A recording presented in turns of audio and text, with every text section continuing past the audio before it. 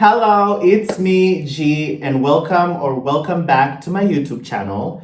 So, for today, I'm gonna do something that I never imagined myself doing this. I'm gonna talk about my personal experience studying in an African seminary, and I just gotta say, it changed so much about myself as a person, and it made me experience things that I never thought a human being would experience because it was such a shift in my life.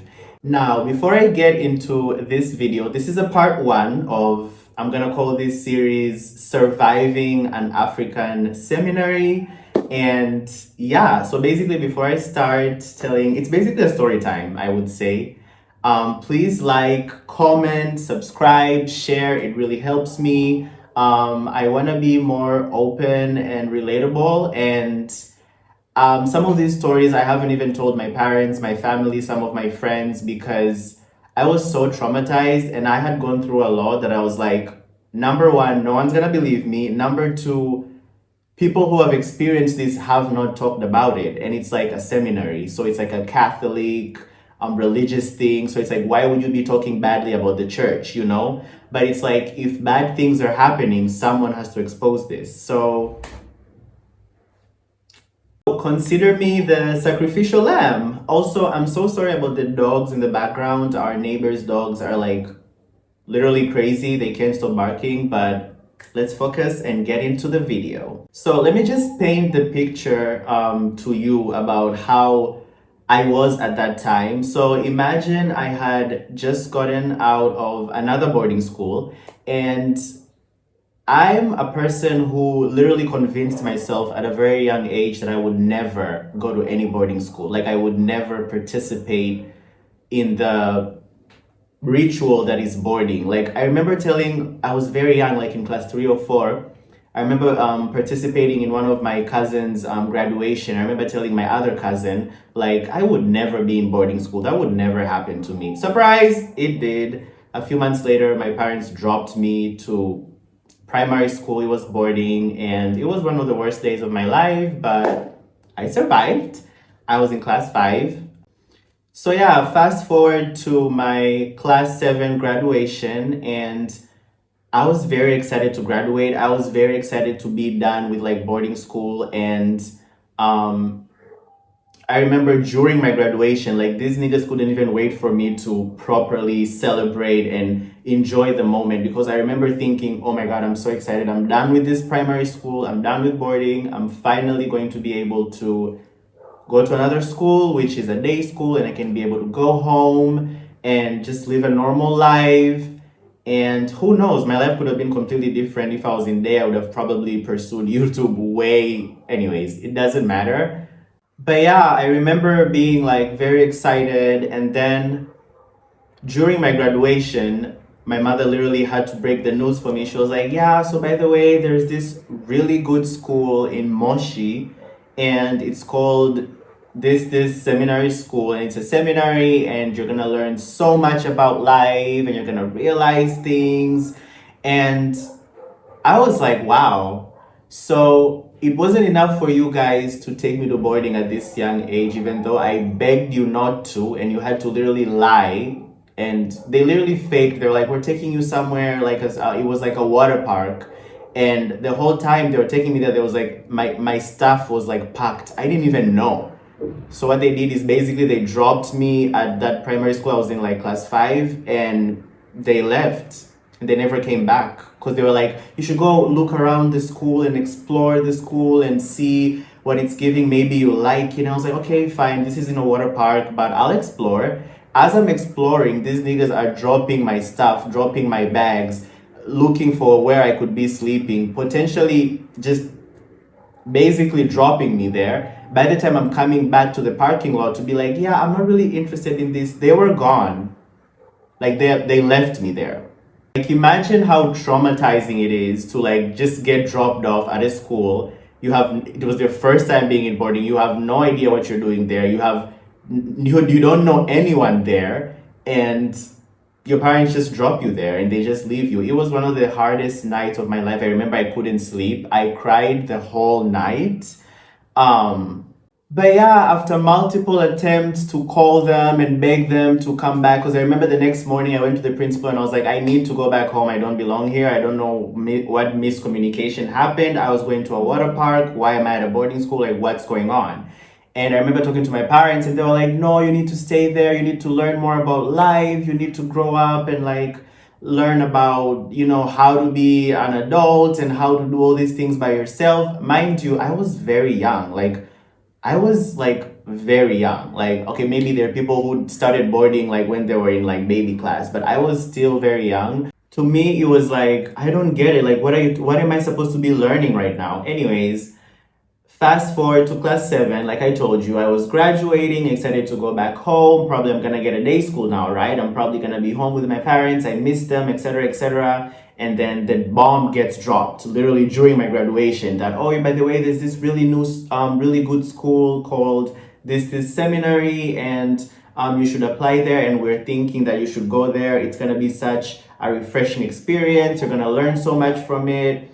And I was like, I don't want to be a priest though. So why are we doing seminaries? Because like in my head at that time, the first thing that's in my head when I hear seminary is priest. So I'm like, you have the wrong one. Like, what am I gonna be doing at a seminary? Like, you want me to fake that I'm gonna be a priest? And they were like, no. My mom was like, no, if you have to fake it, you have to, but it's a really good school. They get really good marks. I remember at that time, there was an obsession of parents taking their kids to certain schools because they would get really good grades, because they would perform really good in NECTA, like our national examinations. So it did not really matter what the quality of the school was, how the food was, what the kids were experiencing. No, what mattered is that you were gonna get a Division 1, and that's the most important thing in the world. And this seminary basically validates that, so you need to go there. Anyways, application processes were done. I was walking into this school. The crazy thing is that this seminary, you're supposed to go there earlier, like 2 months earlier. The school year begins in January, but for Form 1s, which was me, we needed like orientation period where we're basically shown the environment of the school, what we're gonna be doing, what works we're gonna be doing, where we're gonna be sleeping, what activities we're gonna be participating in. And I'm like, why do we need 2 months to get oriented to like join a school? Like, what? It's giving cult. Like, what's going on? I didn't really get it, but I was like, yeah, my parents are just trying to get rid of me. Like, what's new at this point? Like, I had no control. Like, I was like, fine. At this point, I gave up my power. So there I am, November. In school, while all my other friends are in holidays, are traveling, are having a great time with their family, enjoying their class 7 holidays. I'm in school during orientation. I was just like heartbroken because this was the first time in my whole life that I wasn't spending Christmas and like New Year's and all these holidays without my family. So I felt very alienated, because obviously the primary school, yes, we were in boarding school, but during holidays we would come home to our families. So it was like, it was bad, but it was bearable. So let me paint a picture for you of how I'm walking in. I'm walking into this seminary. I had just discovered YouTube. I was consistently watching Larray, Shane Dawson, Lohanthony, Ricky Thompson. Like, I had already, I was discovering myself and I was discovering YouTube and I was seeing all these influential people and I was like, wow, people can actually make money by being themselves and all of that. And then from that to like this boarding school in a rural area in Moshi, I was introduced to people of various forms of life. Like, I'm talking about, all I can say is that we grew up differently. Like, we grew up very, very differently, like very, very differently. And it was an adjustment because, I had my lingo, I had my personality, I had my body oils, I had my hair oil, I had my own stuff and my own rituals. So walking into a school, an institute that's like, they expect you to be like aligned, you're supposed to like not to look too good than the others. Like even if you have home clothes that we wear on weekends, they're not supposed to be too like, it was very watered down, I would say. So my first 2 months were very, very weird. They were very weird because obviously people were already looking at me weird. Like I'm this flamboyant boy who has different kinds of body oils and skincare, and he's like speaking English like this, and he's, expressing himself with his hands as he's speaking and all of this. So people already looking at me weird, like, and these people were like grew up in conservative, like I'm talking about conservative, like low class background, not to be like mean. So it was an adjustment for all of us. So we were just getting to like know each other. I was very antisocial. I was very like I'm gonna keep to myself. This seminary was huge. Like it was, I'm gonna insert some pictures. It was huge. Like it had so much space. It had a church. It had a refectory. Refectory is where we went to had where we went to have like lunch and dinner and food and meals. We had classes. Like we had buildings for they had lavatories, like we had dormitories, buildings. Like it was a huge, really huge school, like really big school. It was started like in the, I think, early 1900s, I think. So it was a very old established seminary, and they had produced a lot of successful grades along the years, especially in those years.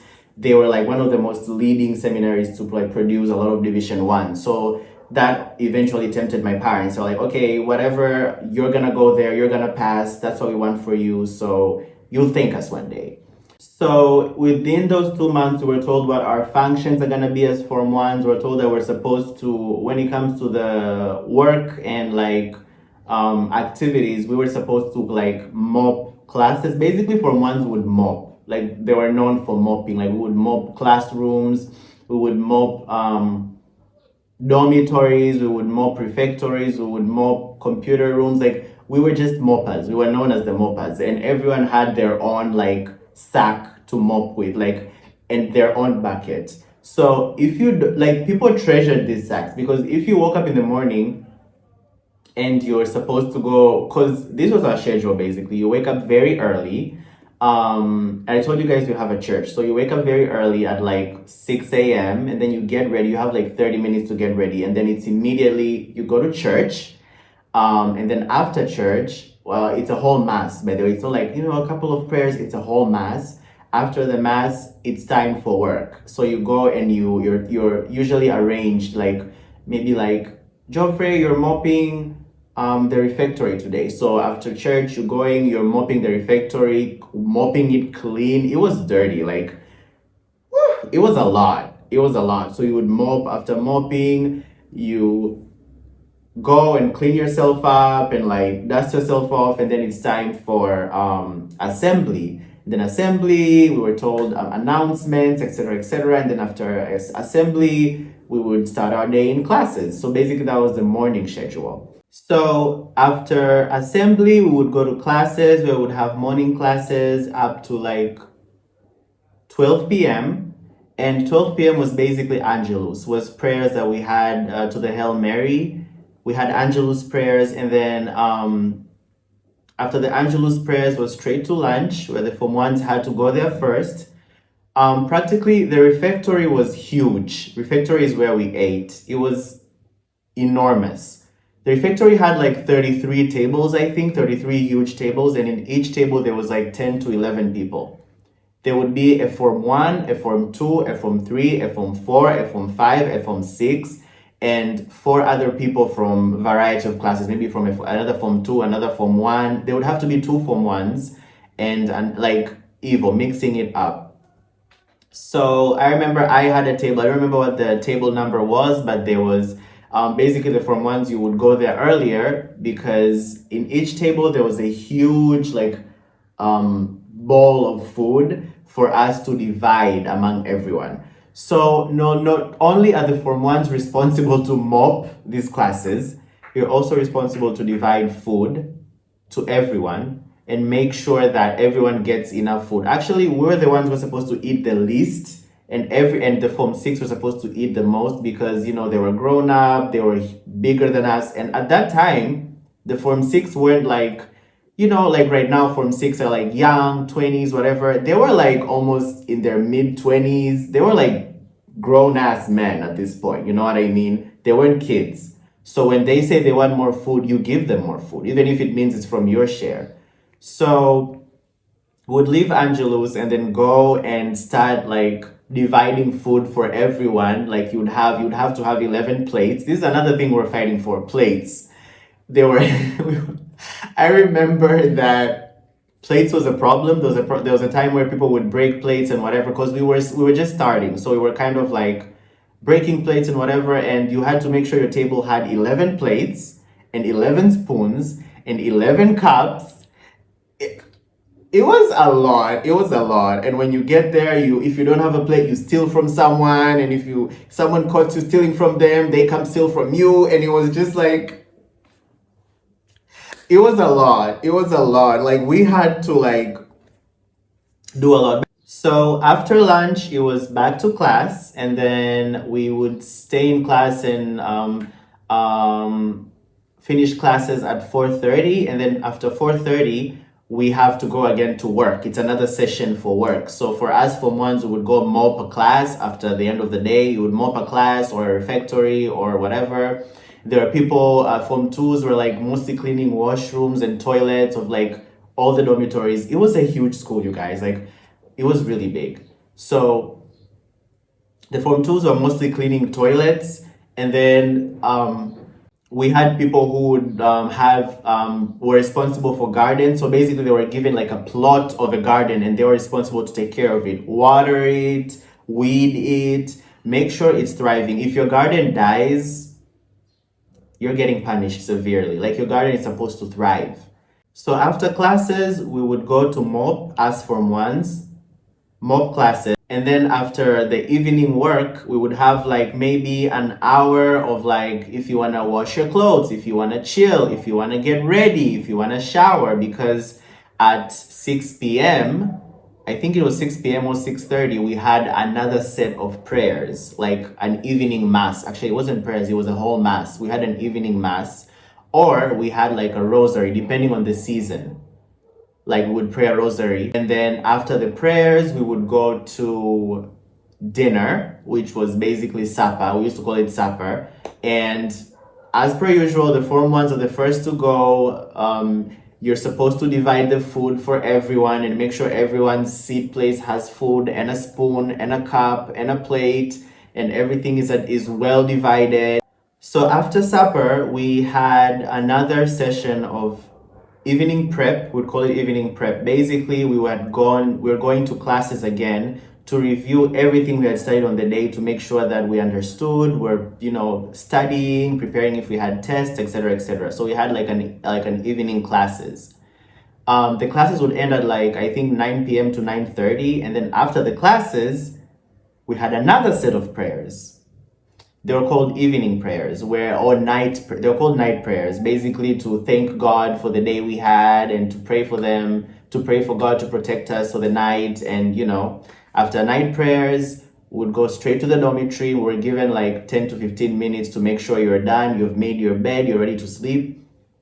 When it reaches like 10:15, I think we're all supposed to be in our beds, in our dorms, lights off, no one's moving around, and that's it. Like if you're caught moving around, you're getting punished, you're getting whooped. Like, or your name is being written on the next day at the assembly, you're getting punished, Now, when I say we're getting punished, we had a student government and we had like teachers, right? So the student government, there was like the head prefect, there was ministers of whatever. So these people had authority to punish us. How?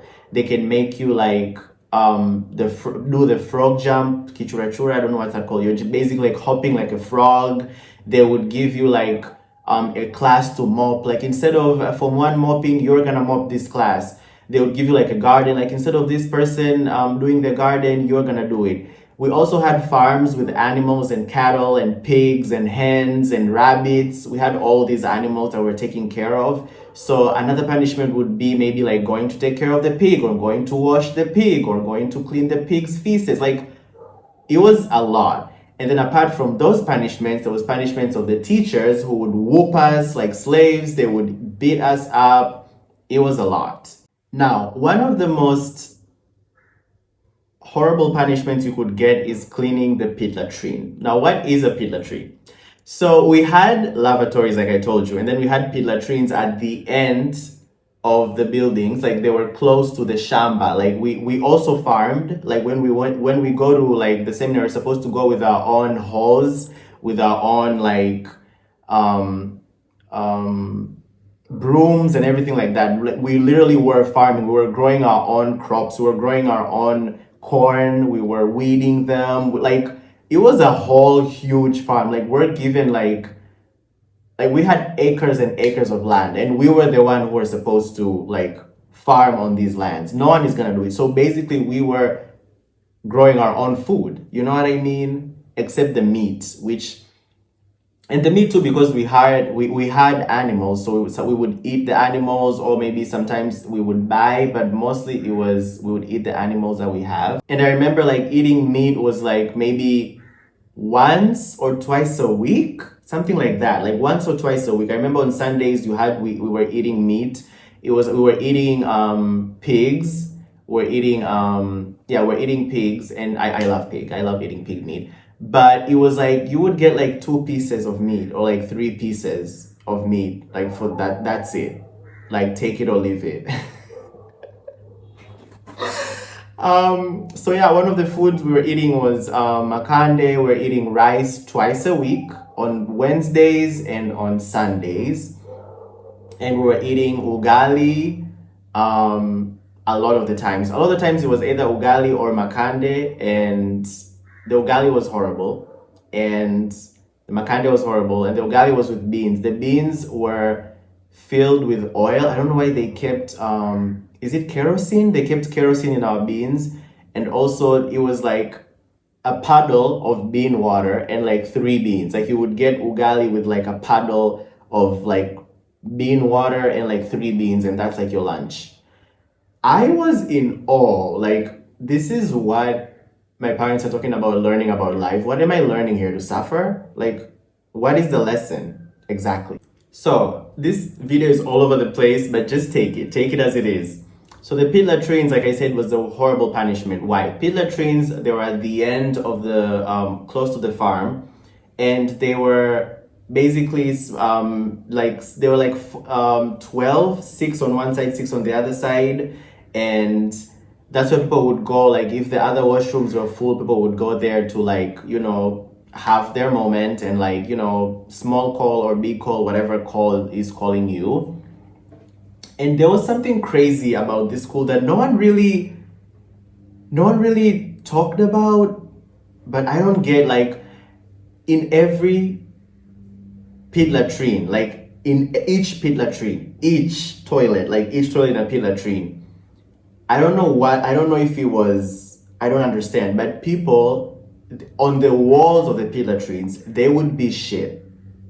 Like, I'm not even exaggerating. Like, I don't know if people didn't have toilet papers. I don't know if it was something people enjoyed doing. I don't know if it was tradition because I had already found it there. And to the day I'm leaving that school, that tradition just kept going. Like in each pit latrine toilet, there was shit all over the walls. Like people would wipe themselves with their fingers and rub them on the wall. So there was like shit. There was like people writing words with their shit on the walls. Like it was crazy. People were literally losing their minds. Like, because why else would you like take shit, wipe it with your fingers, and like write on the walls and spray it all over the walls? I remember people would clean on the toilet, on the down toilet, on the down part, but no one would clean those walls. Like no one would touch those walls, because why would I touch someone's shit that's been there, that's dried, like that dry shit that was there for weeks, years even. It was, I was mind blown. I was like, what do you mean? Why are people writing with their shits? Like, what is this part of the culture? Like, what's going on? Like, huh? So that was basically like the basics that you needed to know about the schedule of the school, how like the timetable went, what our responsibilities were, and everything like that. So Form 1 was an adjustment for me. Like I told you, I hadn't made many friends and I was trying to see who gets me and who doesn't. And I made like maybe two friends for my class, and they didn't really like me, but they were fascinated by me and they enjoyed my lingo, and we eventually came to become like even closer, and we kept on being friends for the rest of the years, and I'm very grateful for them. One of them is Eric, and I'm grateful for Eric, and I haven't seen him in a while actually. So fast forward to like August, and um, we have gone to holiday I think once on June, because when we go Form 1s, we come for orientation. I told you guys on November, right? And then from November you're not going home until June, like until June holidays is when you're going home. So I hadn't seen my family in that long. Let me just say that is when resentment began. Like I remember that was the time period in my life where I began resenting my parents, and I was like, you guys hate me, and I clearly will never forgive you for this. I don't care what explanations you have. But I am a people pleaser. From the day I was born, I'm always wanting to please my family, my friends. I would do whatever like, so even though this was one of the most horrible experiences so far of my life, I kept going to that school and I went back. I think when August of my Form 1 year is when, people started talking. Like I don't know what happened during the June holiday. I think people started having conversations when they went home for holidays, and they all like related to hating me because I was so full of myself. I spoke too much English. I had oil for everything. I had hair oil, I had body oil. Like why was I putting all this oil for? Like who do I think I am? Like who am I trying to look good for? Like, you know what I mean? Like why am I applying oil on my legs and on my face? Like we don't need that. Mind you, it was cold as hell in Moshi. Like it's cold, it's freezing. So if you don't apply oil, so you imagine these people would not apply oil because of toxic masculinity, and their skins were like breaking apart. And you would get so dark. Like I remember coming back home and I was so dark. I was like, who is that? Like who is that person I'm looking at? I didn't even recognize myself. Like, whew, my God, I'm gonna cry. But yeah, I don't know what shifted, but people started like targeting me and hating me and spreading stuff about me. And whenever I was seen or associated with someone, or someone would seem conversing with me, they were immediately associated with being with me, or like they were my partner, or I was with them. And that made it really hard for me to make friends because no one would want to be in that situation. I don't want to be known as, you know what I mean? You know what I mean? So people were very careful to be around me. People really avoided being friends with me. People didn't really want to be associated with me or known as my friends. So it was really hard to make friends. I was very alienated. It was very strange because I felt like, what am I doing wrong? Like, why am I being alienated by everyone? Like, what did I do? You know what I mean? Like, what did I do? So this whole time, people were talking about me, spreading rumors, talking shit. I had no idea because I didn't have a genuine friend who would let me know what was going on. And the genuine friends who I had at that time, there were like two or three, were scared to tell me because they didn't want me to get depressed or sad or whatever. And they were looking out for me. And so I didn't know anything. So basically, school year ends and the next class is Form 2. I walk into this school again, miserable AF, the same schedules, except now we're no longer mopping classes. We're now given gardens. We're supposed to take care of gardens and whatever. And no, actually Form 2 was cleaning toilets. Form 3 was the gardens. Form 2 was cleaning toilets, so we would clean toilets. Like all the toilets in the school were cleaned by Form 2s. And we also had a national examination in Form 2. So yeah, and also in Form 2, I think with the conversations that were being had in school, some people were very drawn to me and wanted to become my friends. And most of these people would do this so they would get information about me. Like they would pretend they want to be friends with me so they can learn about me. Like, is this person really like this?